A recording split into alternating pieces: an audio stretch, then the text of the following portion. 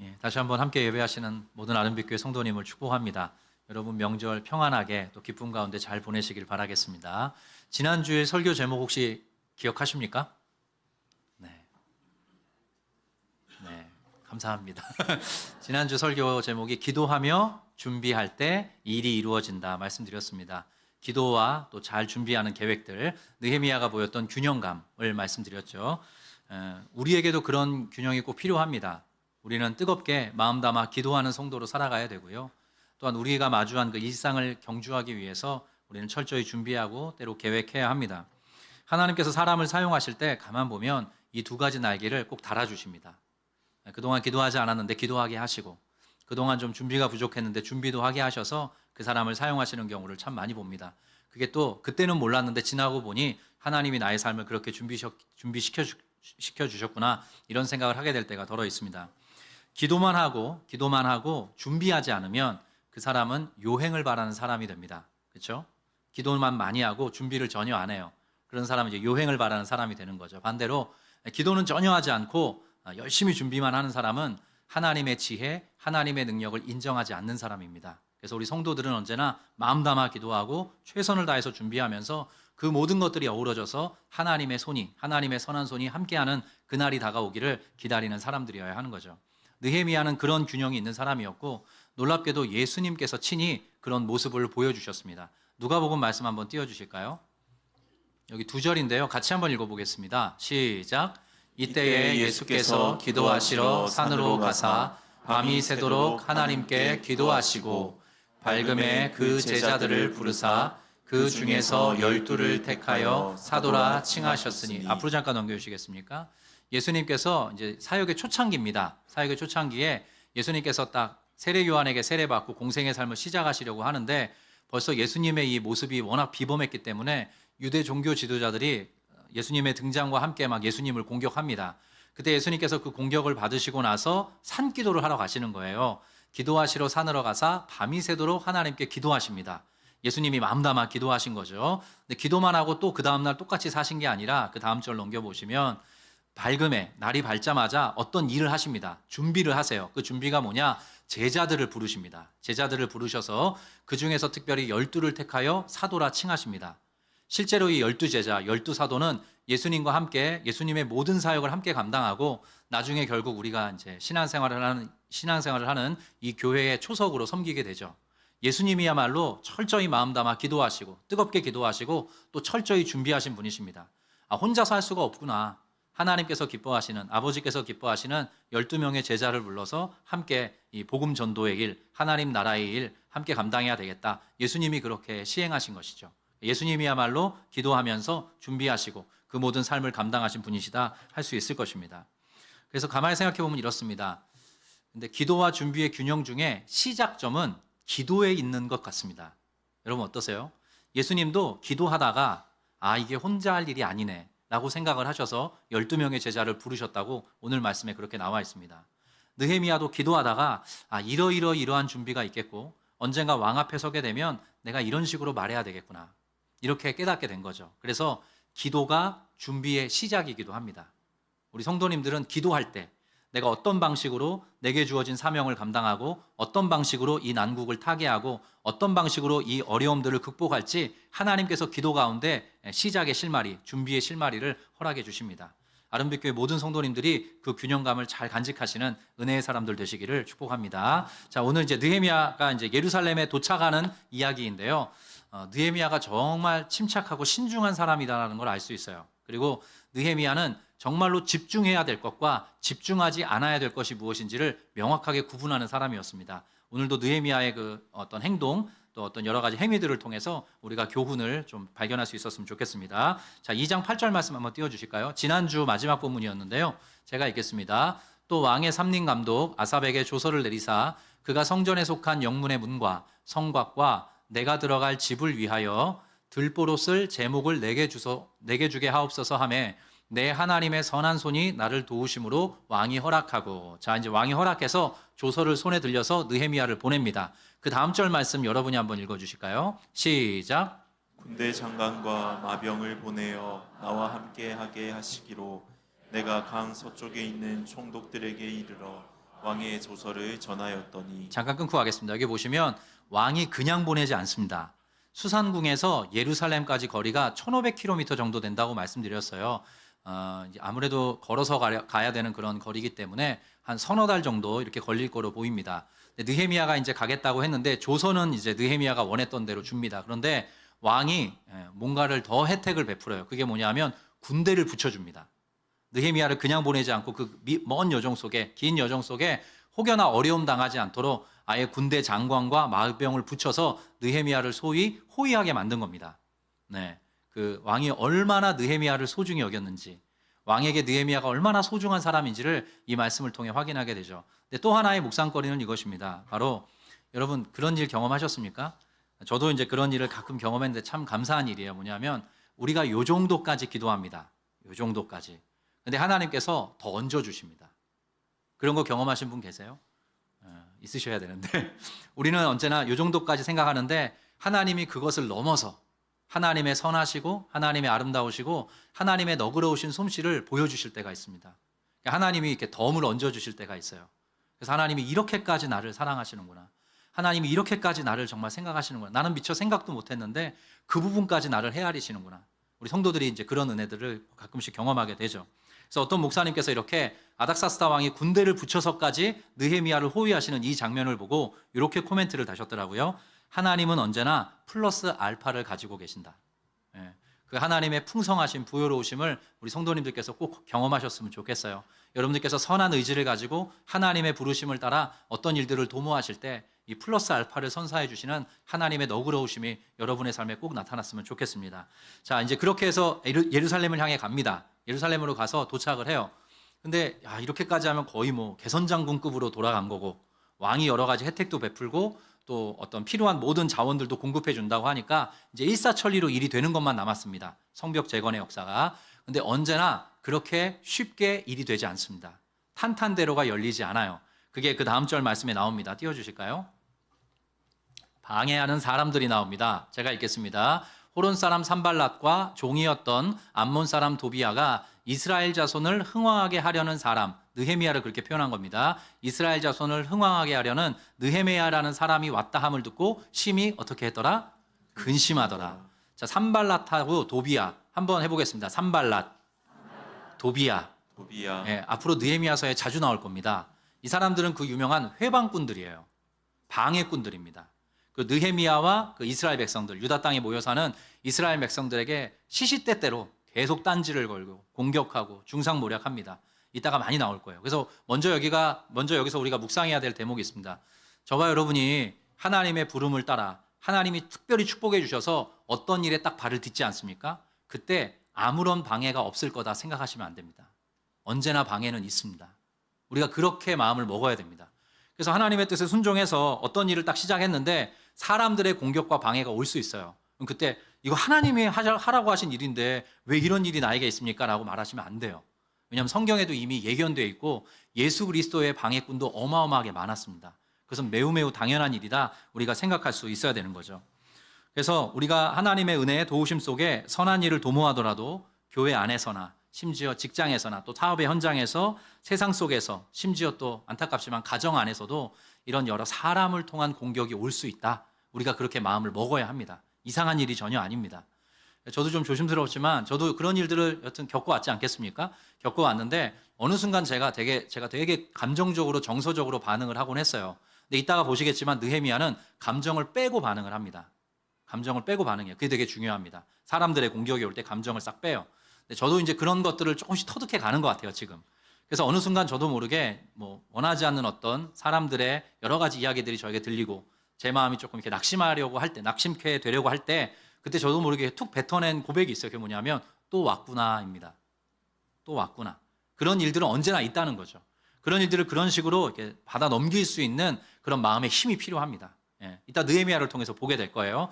그 사람들이 근심하면서 이제 느헤미야를 또 이스라엘 백성들을 호시탐탐 넘보려는 그런 느낌을 느헤미야가 받아요. 근데 느헤미야는 흔들리지 않습니다. 거기에 집중하지 않아요. 다른 것에 집중합니다. 그 내용이 그 다음 절 말씀에 나옵니다. 자, 느헤미야가 어떤 식으로 이제 앞날을 풀어가나 봅시다.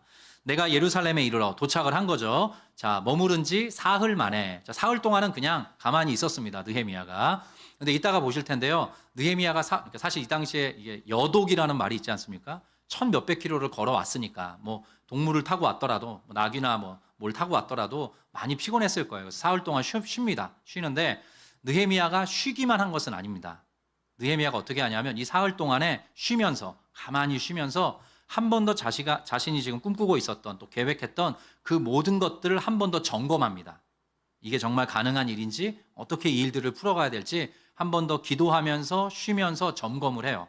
그래서 사흘 동안은 가만히 있습니다. 사흘 동안은 가만히 있어요. 자, 그 다음 절 말씀 한번 읽어볼까요? 네, 하나님께서 시작. 네, 하나님께서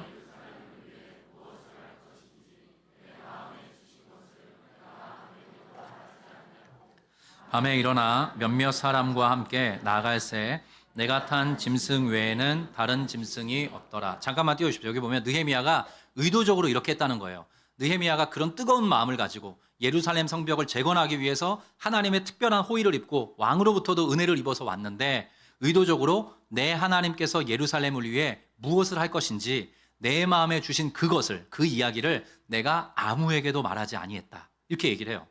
근데 이게 얼마나 대단한 거냐 하면 이런 정도의 어떤 혜택을 입고 예루살렘에 왔으면 오자마자 야 모여봐라.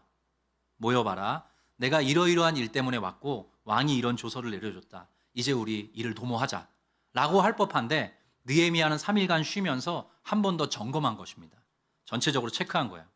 그래서 느헤미야는 매우 신중한 사람이었다는 걸 여기서 알 수 있어요. 우리나라 말에 우리가 흔히 하는 관용구죠. 급할수록 어떻게 하라? 돌아가라. 혹은 급할수록 쉬어가라. 이런 말이 있어요. 급할수록 돌아가라, 쉬어가라. 속담에도 많습니다. 예전부터 그게 선진들의 이제 지혜였던 거죠. 우물가에 가서 숭늉 찾는다. 예, 우물물에 가서 숭늉 내놓으라 한다는 거예요. 마음이 급해서. 그리고 급하다고 바늘 허리에 실 묶어 쓸까? 이런 말 속담 들어보셨죠? 그러니까 이 조급함에 대한 이야기들이 참 많습니다. 여러분, 근데 조급함이라는 것은 신앙인들에게 이런 겁니다. 제가 읽어드릴게요. 조급함이란 하나님의 뜻보다 우리의 생각과 감정이 앞설 때 나타나는 전형적인 증상이다. 조급함이란 언제나 그런 거예요. 조급함이란 하나님의 뜻이 나타나기를 기다리기보다 내 생각, 내 감정이 앞설 때 전형적으로 나타나는 증상이에요. 근데 느헤미야에게는 조급증이 없습니다. 조급함이 없어요. 와서 쉬면서 기도하면서 그 모든 계획들을 한 번 더 점검합니다. 저 같으면 도착하자마자 내가 누군지 알아 하면서 이렇게 막 불러 모았을 텐데 그렇게 하지 않습니다. 한 번 더 충분히 점검합니다. 그리고 방금 말씀 한 번 더 다시 띄워주실 수 있나요? 지금 말씀. 여기 보면 마지막에 둘째 줄 끝에 보면 밤에 일어나서 그렇게 3일 동안 쉬다가 어느 날 밤에 일어나서 몇몇 사람과 함께 밖으로 나갑니다. 나가서 뭘 하냐면 현장 조사를 해요. 이 다음에 보면 예루살렘 성 전체를 한번 돕니다. 쭉 돌아봐요. 근데 굳이 밤에 일어나서 나갑니다. 이유는 뭐냐 하면 밖에 이제 낮에 막 돌아다니기 시작을 하면 사람들의 이목이 집중될 거 아닙니까? 그러니까 느헤미야가 신중하게 몇몇 사람, 아마도 페르시아에서 함께 왔던 그 몇몇 사람과 함께 나가서 나귀 새끼도 한 마리만 딱 대동해가지고 이제 밖으로 나가서 순찰을 합니다. 현장 조사를 꼼꼼하게 하는 거죠. 자, 그 다음 절 어떻게 펼쳐지는지 봅시다. 행적인데요. 그 밤에 골짜기 문으로 나가서, 자, 골짜기 문이라는 것은요, 예루살렘 성에 있는 서쪽 문입니다. 서쪽 문으로 나가서 용정이라는 건 이제 남쪽을 향해 가는데 있는 우물입니다. 용의 우물이란 뜻이에요. 그리고 용정으로 분문에 이르는 동안에, 분문이라는 말은 나중에도 나올 텐데요. 이게 소위 똥문입니다. 똥님이 드나드는 아니고 아무튼 그런 폐기물이나 여러 가지 그런 것들을 이렇게 옮기는 그런 문이 따로 있었어요. 그래서 이게 어떤 의미냐면 서쪽으로 나가서 남쪽으로 해서 이 반시계 방향으로 한 바퀴를 돌았다는 뜻이에요. 계속 나옵니다. 용정으로 분문에 이르는 동안에 보니 예루살렘 성벽이 다 무너졌고 성문은 불탔더라. 그 다음 절. 앞으로 나아가 샘문과 왕의 못에 이르러서는 탄 짐승이 지나갈 곳이 없는지라. 심지어 길까지 끊겨요. 길이 끊깁니다. 그럴 정도로 형편없었다는 거죠. 자, 그 다음 절 말씀 여러분 읽어주실까요? 시작. 그 밤에 시내를 따라 올라가서 성벽을 살펴본 후에 돌아서 골짜기 문으로 들어와 돌아왔으나. 자, 느헤미야가 그렇게 얘기하는 겁니다. 서쪽으로 나가서 한 바퀴 삥 돌아서 심지어 길이 끊어진 곳까지 그것을 어떻게든 이제 따라 올라가서 성벽 전체를 살펴본 후에 다시 그 서쪽 문으로 들어왔다는 겁니다. 서쪽에 있었던 골짜기 문으로. 그러니까 느헤미야가 그 상황을 그냥 덮어놓고 명령하거나 자, 성벽을 건축해 이렇게 말하지 않고 현장을 꼼꼼히 돌아봤다는 걸 우리가 알 수 있어요. 그리고 또 하나 이것입니다. 아까 혼자 나갔다고 했습니까? 몇몇 사람이랑 같이 나갔다고 했습니까? 몇몇 사람이랑 같이 나갔어요. 그래서 학자들은 뭐라고 추정하냐 하면 페르시아에서 예루살렘으로 올 때 성벽 기술자들을 데리고 왔다는 것입니다. 느헤미야는 술 맡은 관원이잖아요. 성벽에 대해서 뭘 알겠습니까? 수소문을 한 거죠. 그래서 이 성벽 재건 사업에 꼭 필요한 일꾼들을 데리고 온 것입니다. 그들과 함께 전체적으로 구석구석을 살펴보면서 이 부분은 이렇게 재건해야 되겠네. 저 부분은 저렇게 세워야 되겠네. 이쪽은 이런 방식으로 해결하면 되겠네. 이런 식으로 그 모든 곳들을 소위 순시를 한 것입니다. 그래서 계획을 더 구체화한 거죠. 예전에 그 유명했던 그 드라마 중에 미생이라고, 원래 웹툰이죠. 만화로 이제 만들어졌던 건데 거기에 보면 그런 중요한 이야기가 있어요. 그 어떤 사람이 습관처럼 하는 말인데 해답은 현장에 있다. 이런 말을 해요. 해답은 현장에 있다. 느헤미야가 다시 말씀드리지만 오자마자 왕의 조서를 딱 내보이면서 귀족들이랑 또 어떤 관리들을 다 불러 모아서 내가 이런 일을 하기 위해 왔다. 함께 하자. 이렇게 했어도 되는데 이렇게 시간을 들이고 뜸을 들이고 전체를 꼼꼼하게 살펴본 후에 일을 하게 된 이유가 있어요. 뭐냐면 보십시오. 만약에 느헤미야가 오자마자 내가 이런 일 때문에 왔다라고 이야기를 해버리면 예루살렘 사람들의 반응이 시큰둥할 수밖에 없습니다. 이런 거죠. 느헤미야 당신은 왕궁에 있었지 않습니까? 예루살렘 성을 이제 처음 와본 거 아닙니까? 느헤미야는 이때 처음 온 거예요. 예루살렘을 알지 못했습니다. 이방 나라에서 태어났으니까요. 당신은 임금 옆에서 술이나 따르는 관리였는데 예루살렘 성에 대해서 알기는 합니까? 이런 식의 거친 반발을 불러일으킬 수 있었던 거죠. 느헤미야가 시간을 두고 뜸을 들이고 꼼꼼하게 그 모든 내용들을 살핀 것입니다. 그래서 이 아까 우리가 읽었던 말씀에 보면 느헤미야가 봤다, 느헤미야가 살펴봤다 이런 내용들이 참 많이 나와요. 그래서 우리 성도님들이 뭐 여러 가지 뭐 직장에서의 일도 있고 가정에서의 일도 있고 또 여러 가지 사업의 일도 있을 텐데 우리가 기도해야죠. 우리가 하나님께 은혜를 구해야 됩니다. 그러나 우리가 맡고 있는 그 현장, 그 현실을 꼼꼼하게 들여다볼 수 있어야 됩니다. 왜냐하면 거기에서 하나님이 단초를 주세요. 심지어 느헤미야처럼 조언도 구해야 됩니다. 내가 모든 것을 다 알고 있지 않기 때문에. 저에게도 약간 그런 비근한 예가 있어서 잠깐 말씀을 드리려고 해요. 제가 이제 이 일에 부름 받은 게 2020년이었습니다. 2020년에 1년의 과정을 통해서 29 목사 중에 한 명이 됐거든요. 근데 지난주에 말씀드린 것처럼 9월 정도에 이제 구두로 이찬수 목사님 통해서 이제 제가 합격하게 됐다. 그래서 이제 이경삼 목사님을 또 함께 하자 이렇게 부탁드렸던 그런 이야기 지난주에 말씀드렸는데요. 공식적인 소위 공문서로 이제 삼일교회로 또 저에게 연락이 온 거는 2020년 12월 23일이었습니다. 제가 트리플 A형이라 날짜를 기억합니다. 네. 12월 23일이었는데 그 다음 날 이제 제가 섬겼던 삼일교회 송태근 목사님과 만나게 됐어요. 그래서 어제 공문이 왔습니다. 그래서 이만해서 제가 이 지역으로 가게 됐습니다. 왜냐하면 그때까지만 해도 그 제비뽑기가 아직 안 됐었기 때문에 이제 지역까지 완전히 확정이 된 거죠. 그래서 이제 쭉 말씀을 나누고 이제 일어서는데 송태근 목사님께서 갑자기 저를 잡으시더니 하나 질문할 게 있다, 물을 게 있다고 하시는 거예요. 그래서 어떤 말씀이십니까? 여쭤봤더니 너 집은 어떻게 할 거냐 물으시는 거예요. 제가 그때 용산 청파동에서 살았거든요. 그래서 그때는 아직 아름빛교회가 세워지기도 전이고 저희 지역이 동백 지역 또 청덕동 또 처인구까지 이제 땅이 크지 않습니까? 그래서 제가 교회가 어디에 세워질지 아직 모르니까 그냥 용산에서 출퇴근하려고 그랬습니다. 그때 그러니까 용산에서 분당을 왔다가 또 필요하면 이 지역에 왔다가 그리고 또 집에 돌아가고 왜냐하면 애들이 또 학교를 다니고 있었기 때문에 또 교회가 세워져야 그 근처로 이사를 하지 않겠습니까? 그래서 제가 이제 이런 계획을 말씀을 드렸어요. 갑자기 송 목사님께서 잠깐 침묵하시더니 어렵게 이렇게 입술을 떼시는 거예요. 하시는 말씀 이럽니다. 그래 뭐 그렇긴 한데 나는 네가 그 지역에 가서 먼저 살아봤으면 좋겠다 하시는 거예요. 혹시 이사를 갔다가 교회가 좀 멀리 세워져서 한 번 더 이사를 하더라도 너희 아내랑 상의를 해서 네가 지금 부름받은 그 지역으로 먼저 가서 살아봤으면 좋겠다 하시는 거예요. 제가 처음에는 그 말씀의 의도를 잘 몰랐습니다. 근데 일단 목사님 말씀하셨으니까 그걸 듣고 아내한테 왔어요. 이사를 빨리 하라시는데? 그 동네 가서 살아보라시는데? 어떻게 할까? 그랬더니 저희 아내님은 완전히 아멘이시거든요. 송태근 목사님 말씀이 아멘입니다. 그래서 이유가 있을 거다. 의도가 있으실 거다 이야기를 해서 저희가 12월 25일 성탄 예배를 마치고 동백에 왔습니다. 와서 여기가 아무래도 성도님들이 제일 많은 동네니까 이 주변을 뭐 청덕동, 동백동 다 이렇게 살펴보면서 부동산 몇 군데 또 찾아가고 이사와 관련돼서 여러 가지 일들을 처리했어요. 그래서 저희가 1월 10일에 계약을 하고 실제로 2월에 이사를 했습니다. 제가 분당 우리 교회 부임한 건 4월이었습니다. 그래서 제가 29인 중에 가장 먼저 그 29개 교회가 세워지는 그 지역에 가서 이제 이사해서 살고 있는 사람이 된 거예요.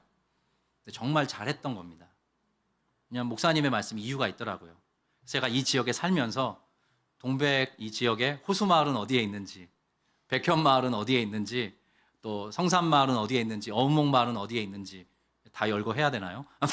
네, 그 지역이 어떻게 생겼고 또 성도님들이 어떻게 살아가고 계시고 와서 보니까 대단히 가족적인 지역이다. 아이들도 많은 동네고 이제 그런 것들을 알게 된 거죠. 그래서 필요하면 이제 순장님들의 가정 근처에 찾아가서 인사를 나누기도 하고 이 지역을 익히기 시작을 했습니다. 그러다가 사실 이렇게 중간에 저희 이 지역에 이제 상가 라인이 크게 있는 거예요. 근데 마음은 그때 좀 어려웠어요. 왜냐하면 상가마다 교회가 없는 곳이 없는 거예요. 다 교회가 있어서 혹여나 우리가 들어간다고 하면 조금 부담을 가지실 텐데 어떡하나. 그러다가 이제 이 두 건물 옆에 있는 스타월드랑 문월드 이곳들을 이제 보면서 그게 잘 연결이 돼가지고 저희 아무튼 아름빛 교회가 이곳에 세워지게 된 거죠. 그래서 그때까지 몰랐습니다. 근데 제가 송태근 목사님께서 그 말씀을 해주셔서 제가 이사 와서 이 지역에 함께 살고 이 지역을 살피면서 무엇보다 제가 먼저 적응할 수 있었습니다. 제가 이 지역과 우리 성도님들과 함께 어우러질 수 있었어요. 느헤미야도 꼭 그런 심정을 가지고 살폈던 것입니다. 저는 그렇게 느껴지더라고요.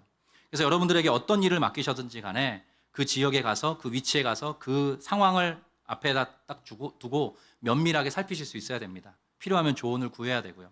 우리가 그렇게 할 때 머릿속의 계획이 아니라 우리가 정말로 꿈꾸고 도모하는 일이 현실이 되는 거죠. 저에게도 그런 참 유익이 있었습니다. 자, 그렇게 느헤미야가 꼼꼼히 살핍니다. 그리고 나서 그제서야 모든 계획들을 다 철저하게 한 번 더 점검하고 나서 유력한 사람들을 부릅니다. 그게 16절에 나옵니다. 16절 띄워주실까요? 방백들은 내가 어디 갔었으며, 그 밤의 이야기입니다. 밤에 순찰 나갔던 이야기예요. 방백들은 내가 어디 갔었으며 무엇을 하였는지 알지 못하였습니다. 비밀로 일단 숨겼던 거예요. 나도 그 일을 유다 사람에게나 제사장들에게나 귀족들에게나 방백들에게나 그 외에 일하는 자들에게 일절 알리지 않습니다. 행여나 오해가 될까 봐. 행여나 충분히 준비되기 전에 느헤미야가 오자마자 막 쑤시고 다녀 소위 그런 이야기를 들을까 봐 지혜롭게 신중하게 처신했던 거죠. 자, 그 다음 절 17절은 여러분이 읽어주십시오. 이제 이야기를 꺼냅니다. 시작. 후에 그들에게 이르기를 우리가 당한 곤경은 너희도 보고 있는 바라. 예루살렘이 황폐하고 성문이 불탔으니 자 예루살렘 성을 건축하여 다시 수치를 당하지 말자 하고. 느헤미야가 이제 이 이야기를 꺼냅니다. 그리고 계획서를 들이민 거예요. 이러이러한 방식으로 예루살렘 성을 함께 재건합시다 라고 이야기를 꺼냅니다. 근데 여기에 느헤미야의 표현 중에 독특한 게 있습니다. 제가 그걸 강조해서 한 번 더 풀어드리겠습니다. 띄워주실까요? 그 다음 말씀. 네, 제가 읽어드릴게요. 그 후에 나는 그들에게 이렇게 말하였다.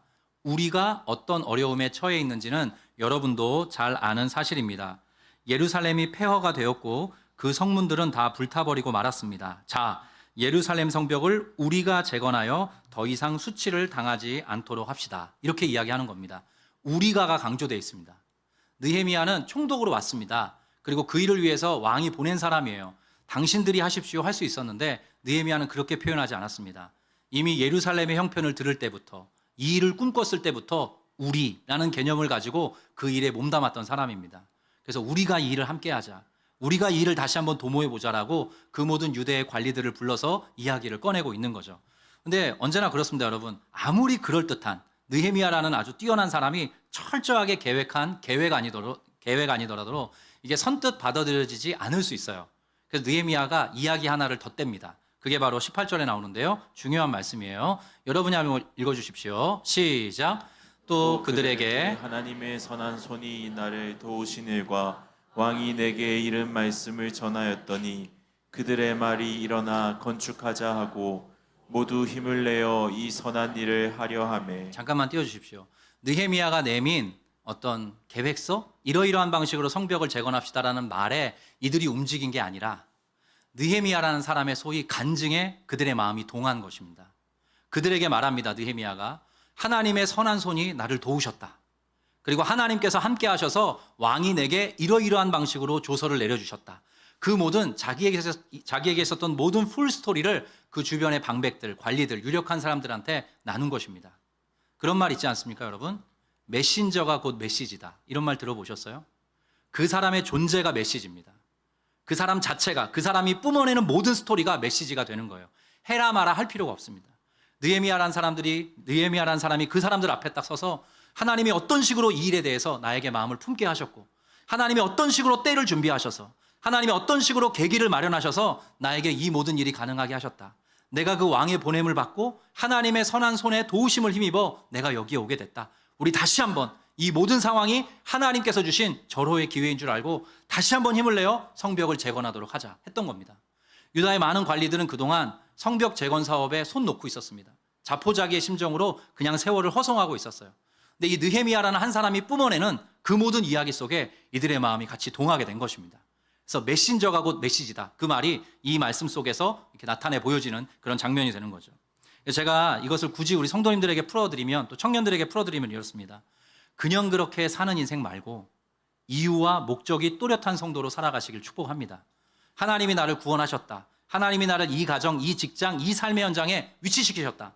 하나님이 나에게 이러이러한 은사와 재능과 달란트를 주셨고 이런 방식으로 나의 삶을 이끌어 오셨다. 그 모든 스토리를 가지고 살아가는 성도가 될 때 이 세상으로부터 공격받더라도 이 세상으로부터 위협받더라도 하나님의 일에 요긴하게 쓰임받는 일꾼이 되는 것입니다. 저는 우리 모든 아름빛교회 성도님들께서 하나님이 베풀어 주신 은혜의 스토리가 있는 분들이다 생각합니다. 하나님의 선한 손이 여러분과 함께 하셔서 여러분이 오늘까지 오시지 않았습니까? 그 모든 스토리를 가지고 힘있게 걸어가시는 하나님의 성도들 되시기를 축복합니다. 그 뒤에 하나님의 일이 또 하나하나씩 열리고 또 주변에 많은 사람들에게 감화력을 끼치는 하나님의 성도로 우리가 걸어갈 수 있게 되는 것이죠. 저도 그렇습니다. 이제 수능이 얼마 남지 않았습니다. 전 이때가 되면 제 26살 때가 가끔씩 떠오릅니다. 26살 7월에 수능 시험을 보기로 선택을 하고 늦게 공부를 시작했습니다. 그래서 이때 정말 얼마나 떨리는 마음을 가지고 수능을 치렀는지 몰라요. 준비를 했는지 모릅니다. 26살에 수능 시험을 치르고 총신대학교에 입학할 때까지만 해도 저의 앞날을 저는 알 수가 없었습니다. 당연히 알 수가 없죠. 저는 심지어 감리교에서 신앙생활을 했기 때문에 총신대학교라는 곳에 아는 사람이 정말 단 한 명도 없었습니다. 그곳에 가서 제가 송태근 목사님을 만나게 될지, 이찬수 목사님을 만나게 될지, 이경상 목사님을 만나게 될지 알지 못했습니다. 그리고 1만 성도 파송운동이라는 이 일이 이렇게 준비되고 제가 그 일 중에 한 꼭지를 맡는 사람으로 목회자로 세움받을지 미처 알지 못했습니다. 저는 감히 그렇게 말씀드리고 싶어요. 이 일은 정말로 특별한 일이다. 그리고 그 특별한 일에 하나님이 나를 불러주셨다. 하나님이 나를 세워주셨다. 이 모든 것들이 하나님의 은혜다. 하나님이 마치 조금 과하게 말씀드리면 저를 위해 예비하신 것처럼 하나님께서 저를 이 자리에 오게 하셨고 너무나 귀한 아름빛교회 성도님들 또 순장님들과 함께 이 교회를 세워가게 하셨습니다. 제 마음속에 꿈이 있습니다. 어떤 꿈이냐면 이런 거예요. 이미 여러분들에게 여러 번 말씀드렸습니다. 이 지역사회 속에서 분당 우리 교회를 쏙 닮은 자녀와 같은 교회 함께 세워가고 싶습니다.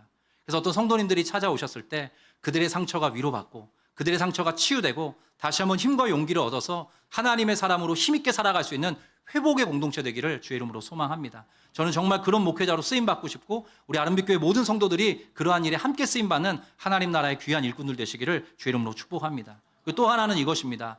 결국 이 지역은 우리 다음 세대, 저도 이제 그렇게 기도를 하는데 이런 거예요. 이 지역을 가만히 보니까 우리 다음 세대 자녀들이 쭉쭉쭉 자라다가 어느 정도 장성할 때가 되면 장성해지면 이제 서울이나 또 다른 어떤 진로를 두고 이제 진로를 택해서 떠나야 되는 그런 동네더라고요. 그래서 여러분들에게 말씀드린 것처럼 우리 다음 세대에게 또 청년들에게 잊지 못할 신앙의 추억을 선사하는 그런 교회 되자. 그래서 그 일을 위해서 애쓰고 수고하시는 우리 교사분들께 다시 한번 감사드리고 싶어요. 특별히 또 어하나 사역은 주일날 오후까지 있는데 이렇게 또 많은 교사들이 함께 하나님 말씀 암송하면서 아이들과 함께 호흡하고 계시다고 하니까 너무나 감사하다는 말씀 드리고 싶습니다. 우리 교회가 정말로 하나님께서 원하시고 하나님께서 그 은혜의 물꼬를 이곳 동백에까지 오게 하셨으니까 이 지역의 많은 성도들이 다시 한번 주님의 은혜를 새롭게 경험하는 그런 복된 공동체 될 수 있었으면 좋겠습니다. 저는 그런 마음을 가지고 삽니다. 저의 부르심의 스토리예요. 여러분들은 무엇입니까? 여러분 한 분 한 분에게도 저마다의 스토리가 있을 거예요. 그 스토리를 잃어버리시면 안 됩니다. 그 스토리가 중요해요. 나의 나 된 것은 하나님의 은혜다. 그것이 여러분 한 분 분의 고백이셔야 합니다. 여러분이 그 모든 스토리를 가지고 살아갈 때 여러분의 삶이 더욱더 아름답게 탁월하게 펼쳐지게 될 것입니다. 그 은혜를 꼭 경험하시기를 축복드립니다. 자, 이렇게 가면 너무 좋아요. 이제 함께 일어나서 건축하자. 이야기가 다 됐어요. 이렇게 하고 딱 뭐 성벽을 잘 지었더라. 이런 식으로 이야기가 펼쳐지면 좋은데 언제나 그렇지가 않습니다. 2장 19절 말씀 볼까요? 같이 한번 읽어봅니다. 시작. 호론 사람 산발랏과 종이었던 암몬 사람 도비아와 아라비아 사람 게셈이 이 말을 듣고 우리를 업신여기고 우리를 비웃어 이르되 너희가 하는 일이 무엇이냐? 너희가 왕을 배반하고자 하느냐 하기로. 네, 그 방해꾼들이 본격적인 공격을 시작했다는 겁니다. 느헤미야가 이야기를 꺼내고 그들에게 모든 스토리를 나누고 이제 함께 힘을 모아서 다시 한번 예루살렘 성벽을 건축하자 마음을 모았어요. 근데 그렇게 마음이 모아지자마자 공사를 시작하기도 전에 공격이 들어옵니다. 전문용어로 태클이 들어오는 거예요. 벌써 씩 웃으시는 분들은 나도 그랬는데 그런 느낌이신 거죠. 우리가 염두에 둘 것은 이것입니다. 하나님의 일에는 언제나 방해가 있을 수 있다. 우리가 이 생각을 꼭 해야 됩니다. 이쪽에서 지금 주여가 나왔습니다. 네, 하나님의 일에는 우리가 하나님의 일에 딱 마음을 먹고 하나님의 그 선한 손을 의지하면서 딱 일어나려고 할 때 방해도 함께 일어납니다. 전혀 이상한 일이 아니에요. 전혀 이상한 일이 아닙니다. 근데 이런 거예요. 여기도 보면 특정한 인물들이 열거가 됩니다. 뭐 산발라, 도비아 이런 실명들이 열거되는데 우리의 삶에 때때로 이렇게 방해를 혹은 어려움을 초래하는 어떤 사람들이 일어나죠. 근데 그 여러분 특정한 사람을 미워하지는 마십시오. 물론 제가 일반화시켜서 말할 수는 없다는 거 알고 있습니다. 그런데 이런 거예요. 언제나 어둠의 세력 사탄은 인간의 이기심과 욕심을 충동해서 방해하게 합니다. 오늘도 어떤 의미냐면 느헤미야가 총독으로 온 거예요. 유다 땅에. 근데 원래 이 지역의 유력한 사람은 산발랏이었습니다. 산발랏이 사마리아 지역의 총독이었던 거예요. 근데 유다 땅에 총독이 또 오니까 자기의 세력이 약해지지 않습니까? 그래서 가만히 있을 수가 없는 거예요. 자신의 이기심, 자신의 탐욕에 이끌려서 그 느헤미야와 그 사람들이 꿈꾸고 도모하는 일에 시비를 걸기 시작하는 거죠. 심지어 뭐라고 이야기하냐면 너희들이 성벽 재건한다고 그거 왕한테 반항하는 거 아니냐. 왕에게 반란을 일으키기 위함이 아니냐. 이런 식으로 지금 이야기를 꺼내는 거예요. 지금은 시간이 없어서 살펴보지 못하는데 에스라서에 보면 그 실제적인 내용이 나옵니다. 일찍이 사마리아 사람들이 왕한테 소위 투서를 보내요. 그래서 예전에도 한번 예루살렘 성벽을 건축하려고 했는데 투서를 보내니까 왕이 그거 중지하고 칙령을 내려보냅니다. 그래서 예루살렘 사람들이 지금 느헤미야가 오기 전까지 성벽을 재건하지 못하고 있었던 거예요. 그 작전을 또 쓰는 겁니다. 지금 또 쓰면서 너희들 또 그래? 내가 또 왕한테 편지 쓴다. 지금 그 짓을 하고 있는 거예요. 이해가 좀 되십니까? 근데 여기서 중요한 게 있습니다. 여러분께서 하나님의 일에, 하나님께서 꿈꾸시는 일에, 하나님께서 여러분들을 통해서 하시고자 하는 그 일에 이제 마음을 담으려고 할 때, 그래서 한 걸음을 딱 떼려고 할 때 이렇게 방해하는 사람들이 찾아올 텐데, 분명히 찾아올 겁니다. 예언할 수 있습니다. 찾아올 텐데 그 사람들에게 집중하시면 안 됩니다. 그 일에 집중하셔야 됩니다. 하나님께 집중하시고 그 일에 집중하셔야 돼요. 그게 어디서 나오냐? 느헤미야의 고백에서 나옵니다. 그렇게 공격할게 라고 이야기를 했을 때 느헤미야가 어떻게 반응하는지 20절에 정확히 나오고 있습니다. 한번 띄워주실까요? 같이 천천히 읽겠습니다. 시작. 내가 그들에게 대답하여 이르되 하늘의 하나님이 우리를 형통하게 하시리니 그의 종들인 우리가 일어나 건축하려니와 오직 너희에게는 예루살렘에서 아무 기업도 없고 권리도 없고 기업되는 바도 없다 하였느니라. 네, 느헤미야의 고백입니다. 그들이 그런 공격을 딱 예고했을 때 느헤미야가 만약에 그 사람들에게 집중해서 그 사람들에게 감정적으로 많이 소비했다면 일이 힘들었을 겁니다. 근데 느헤미야는 그렇게 하지 않고 딱 잘라냅니다. 어떻게 잘라내냐면 아까 그 파란 것입니다. 선포하는 거예요. 하늘의 하나님께서 우리를 형통하게 하실 것이다. 한번 따라해 보겠습니다. 하늘의 하나님께서 우리를 형통하게 하실 것이다. 우리를 형통하게 하실 것이다. 그 중심이 딱 있었던 겁니다.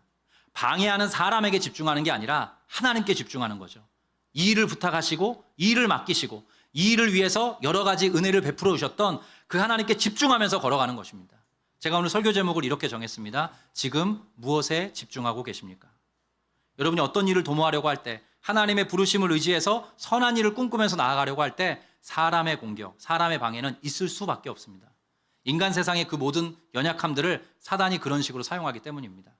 여러분을 방해하는 사람에게 집중하시면 안 됩니다. 하늘의 하나님께 집중하셔야 됩니다. 하늘의 하나님 형통을 주시겠다 약속하신 그 하나님께 느헤미야처럼 집중할 수 있어야 되는 거죠. 여기 이 하늘의 하나님이라는 표현 아까 봤는데요. 벌써 느헤미야서에 4번째 나옵니다. 제가 강조해 드렸죠. 하늘의 하나님, 창조주 하나님, 전능한 하나님, 이 모든 세계를 지으신 주권자 하나님이라는 뜻입니다. 느헤미야는 언제나 그 감각, 그 중심을 가지고 모든 일과 마주했던 겁니다. 방해하는 사람들의 여러 가지 공작, 던져내는 그 말들에 흔들리지 않고 좌면우고하지 않고 뚝심 있게 하늘의 하나님께서 나를 반드시 형통하게 하실 것이다. 그 믿음을 가지고 걸어갔던 것이죠. 제가 꼭 하나 축복드리고 싶은 건 아름빛교회 모든 성도님과 귀한 청년들의 마음에 그 심령에 이 기둥이 강하게 서기를 축복합니다. 하늘의 하나님께서 반드시 형통하게 하실 것이다. 사람들의 공격 괜찮다. 그것을 받아넘길 수 있는 사람이 되어야 된다는 거죠. 얼마 전에 그 김창옥 교수님이라고 너무 유명한 분이죠. 정말 그분의 그 달변과 재치는 배우고 싶어요. 근데 김창옥 교수님이 어떤 강의를 짧게 하셨는데 그 짧은 영상을 보면서 제가 정말 맞다 이렇게 참 이렇게 무릎을 치는 그런 일이 있었습니다. 한국 사람을 또 잘 아시잖아요. 김창옥 교수님께서 한국 사람들 딱 분석하셔서 아주 적절한 이런 이야기들을 꺼내시는데 가만 보니까 이 교수님이 하시는 말씀이에요. 강연 때 한국 사람들에게 특징이 있다는 겁니다. 어떤 특징이 있냐면 말이 세대요. 한국 사람들 말이 좀 셉니까? 어떻습니까? 말이 좀 세대요. 할 말 다 한답니다. 결국은 말이 세대요. 그래서 때로 말로 상처를 주고받고 한다는 거죠. 그래서 이렇게 강연을 하실 때도 그렇고 그 교수님께서 이렇게 만나는 또 때로 상담도 하시는데 만난 사람들을 보면 상처들을 참 많이 갖고 있대요. 사람들로 인한. 근데 또 하나의 한국 사람의 특징이 있는데 누군가가 말로 여러 가지 또 방해로 상처를 줘요. 그걸 독화살이라고 표현하시더라고요. 독화살을 쏘면 이제 사람들이 맞잖아요. 그래서 저와 여러분의 마음에도 뭐 독화살이 때로 이렇게 와서 박힐 때가 있지 않습니까? 근데 한국 사람의 특징이 뭐냐? 독화살이 딱 박히면 가장 먼저 당연히 그 화살을 빼야 되는데 그래서 그걸 치료해야 되는데 한국 사람은 어떻게 하냐? 독화살이 딱 박히면 어떤 놈이야? 어떤 자식이 쐈어? 하고 그 사람을 찾아다닌대요. 이유는 뭐냐면 또 쏠라고 그 사람한테. 이게 되게 우픈 얘기입니다. 뭐냐면 누군가가 상처를 주면 그 상처를 빼고 빨리 아물게 조치를 해야 되는데 가까이 가서 복수하려고 한다는 거예요. 예, 이걸 빨리 뽑아서 해결을 해야 되는데 저는 참 말을 들으니까 참 맞다 그렇게 생각을 했습니다. 여러분 사람에게 너무 집중하시면 안 됩니다. 여러분에게 방해 공작을 입삼는 그 사람이 정말로 악해서 그럴 수도 물론 있겠지만 대부분 여러 가지 이기심과 욕심에 이끌려서 미혹돼서 그런 방해를 합니다. 제가 지난 주간에 어떤 우리 순장님 몇 분하고 대화를 하다가 그런 이야기를 저도 모르게 꺼냈어요. 만약에 여러분이 살아가시다가 걸어가시다가 어떤 사람과 문제가 생깁니다. 그게 5분짜리 일입니다. 그러면 5분짜리 일이면 5분만 묵상하십시오. 어떤 사람과 트러블이 생겼어요. 1시간짜리예요. 1시간짜리의 사건이에요. 그러면 1시간만 묵상하세요. 5분짜리 사건을 5일 동안 묵상하고 1시간짜리 일을 일주일 내내 묵상하는 경우가 많습니다. 사람에게 집중하는 거죠. 상처에 집중하는 겁니다. 근데 느헤미야를 보십시오. 하늘의 하나님께 집중하고 하나님께서 나에게 맡겨주신 그 일이 반드시 형통할 것이다. 그것을 쳐내는 방식으로 하나님께 집중하는 방식으로 이 문제를 뚫어냅니다. 우리 아름빛교회 성도님들 너무나 선하고 아름다운 분들이십니다. 여러분들이 선한 걸음 하나님의 은혜에 이끌려서 한 걸음 한 걸음 도모하려고 할 때 반드시 사람으로 인한 상처가 그 독화살이 날아올 겁니다. 근데 거기에 집중하지 마시고 하나님께 꼭 집중하시길 바랍니다. 그것을 아주 생각하지 않을 수는 없어요. 근데 그것이 은혜를 갉아먹을 정도로 은혜를 잡아먹을 정도로 그쪽의 비중이 커지지 않도록 하나님께 집중하십시오. 하늘의 하나님께서 우리를 반드시 형통하게 하실 것이다. 이 사실에 집중하면서 여러분의 은혜로운 순례의 걸음을 떼어가시는 하나님의 성도들 다 되시기를 주의 이름으로 축복합니다. 자, 마지막으로 말씀 읽고 마치겠습니다. 고린도전서 유명한 말씀입니다. 마음에 새기겠습니다. 함께 봅니다. 시작. 사람이 감당할 시험 밖에는 너희가 당한 것이 없나니 오직 하나님은 미쁘사 너희가 감당하지 못할 시험 당함을 허락치 아니하시고 시험 당할 즈음에 또한 피할 길을 내사 너희로 능히 감당하게 하시느니라. 아멘. 우리 함께 찬양하겠습니다. 세상의 유혹 시험이. 우리 찬양 함께 부르면서 하나님께 기도로 나아가겠습니다.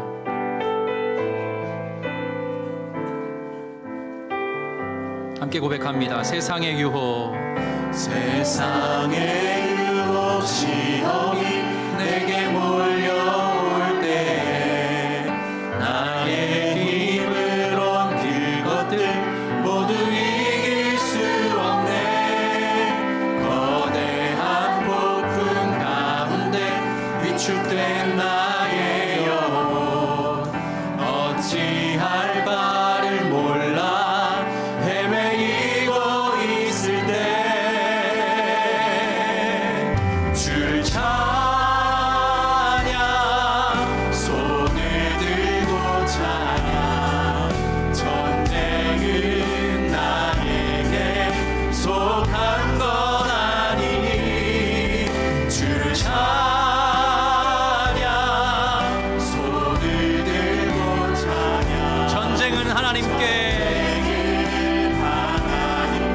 속한 것이니 거짓과 속임수로 거짓과 속임수로 가득 찬 세상에서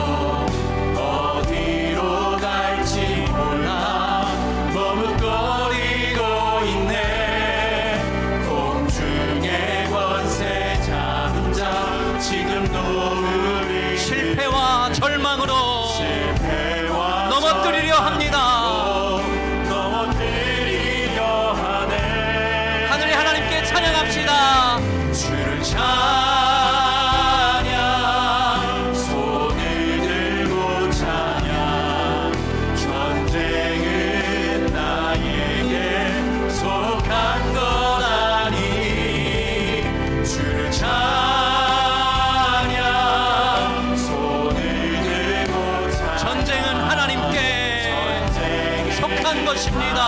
하나님께 속한 것. 다 같이 일어나서 찬양합니다. 주위를 둘러보며 아무도 없는 듯 믿음의 눈을 들며 보이는 분 계십니다. 지금도 내 안에서 역사하고 계신 사망과 어둠의 권세 물리치신 예수님, 하늘의 하나님께 찬양합시다. 주를 찬양, 손을 들고 찬양. 전쟁은 나에게 속한 건 아닙니다. 나에게 속한 것 아니니. 주님을 찬양. 찬양, 손을 들고 찬양. 전쟁은 오직 하나님께 하나님께 속한 것. 우리 임조 고백합니다. 나는 믿네. 나는 믿네. 주의 능력으로 내 삶 새로. 나는 믿네. 나는 믿네. 주의 능력으로 담대히 나가리라. 주와 함께 싸워 승리하리라. 날마다 믿음으로 우리 한 번만 더 고백합니다. 나는 믿네. 나는 믿네. 주님의 능력으로 주의 능력으로 내 삶 새로. 나는 믿네. 나는 믿네. 주의 능력으로 담대히 나가리라. 주와 함께 싸워 승리하리라. 날마다 믿음으로 나 살아가리. 우리 말씀 붙들고 기도하기 원합니다. 여러분들을 힘들게 하는 여러 상황들, 때로 사람들에게 집중하지 마십시오. 여러분 지금 무엇에 집중하고 계십니까? 하늘의 하나님, 여러분의 삶을 주장하셔서 주권적으로 이끄셔서 형통을 주실 그 하나님께 집중하시기를 주 이름으로 축복합니다. 하나님, 내가 너무 사람들을 많이 바라봤습니다. 사람으로 인한 영향력에 잠식되었습니다. 하나님을 붙들고 하나님을 사모하고 하나님만 바라보고 하나님을 믿으며 걸어가게 하여 주시옵소서. 나와 우리 가정 가운데, 나의 삶의 현실 가운데 하나님께서 새 일을 행하여 주시고 형통을 주시고 승리의 복을 주시기를 원합니다. 하나님의 나의 삶을 그렇게 이끌어 주시고 견인하여 주시옵소서. 말씀 붙들고 기도하겠습니다. 또 하나, 추석 명절입니다. 가정 안에 여러 가지 켜켜이 쌓인 문제들이 있을 것입니다. 그 모든 것들 하나님께 내어 올려드리고 하나님 이 모든 것들을 다루셔서 하늘의 하나님께서 주시는 형통으로 우리의 가정을, 우리의 자녀들을 책임져 주시옵소서. 주님 앞에 은혜를 구하며 나가겠습니다. 다 같이 주여 한번 외치고 통성으로 기도합니다. 주여. 하나님 아버지, 은혜와 사랑에 감사합니다. 눈에 보이는 사람의 여러 가지 공격들, 사람으로 인한 여러 가지 상처들, 아픔들, 그것으로 인해서 흔들렸던 나의 삶을 다시 한번 돌아봅니다.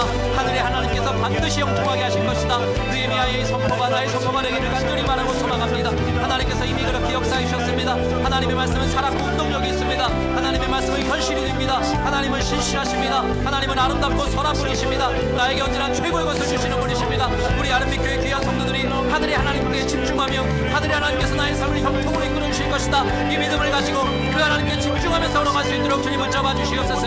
우리의 삶에 찾아와서 여러 가지 공격의 화살들을 날리는 그런 사람들, 세력들로 인해서 비리비하지 아니하도록 주님 붙잡아 주시기를 원합니다. 한 분 한 분의 삶을 주님께서 견고하게 붙잡아 주셔서 하나님을 향한 믿음과 신뢰를 가지고 하늘의 하나님을 바라보며 걸어갈 수 있도록 주님 붙잡아 주시옵소서. 일상의 문제, 직장의 문제, 사업의 문제, 관계의 문제, 특별히 아버지 가정의 여러 가지 켜켜이 쌓이는 문제들, 하늘의 하나님을 주목하여 바라보므로 그 모든 것들을 이겨내고 승리의 걸음 걸어가는 아름빛교회 모든 성도와 속한 가정 될 수 있도록 함께하여 주시옵소서.